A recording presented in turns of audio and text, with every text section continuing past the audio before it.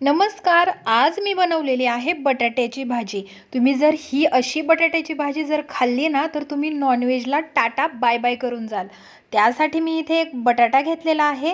तो तुम्हाला हव्या त्या आकारात चिरून घ्या. मला बटाटा चिरून एका सेकंदाच्या आत मी त्याला पाण्यामध्ये घालून घेतलं आणि 2-3 पाण्याने स्वच्छ धुवून घेतला.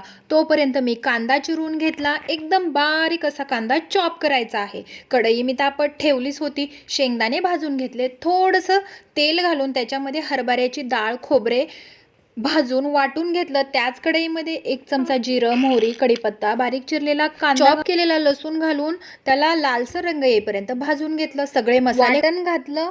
त्याचबरोबर बटाटा घालून परतून घेऊन त्याच्यात कोथिंबीर घातली, शेंगदाण्याचं कूट घातलं आणि गरम पाणी घातलं. छान भाजी शिजवून घेतली आणि भाजी खाण्यासाठी तयार आहे. तुम्हाला व्हिडिओ आवडल्यास लाईक, शेअर, कॉमेंट करा आणि सबस्क्राईब करायला विसरू नका.